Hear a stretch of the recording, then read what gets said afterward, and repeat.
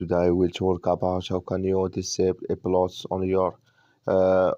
on your family album app. We're going to figure out the solution or know how you can do that on your app.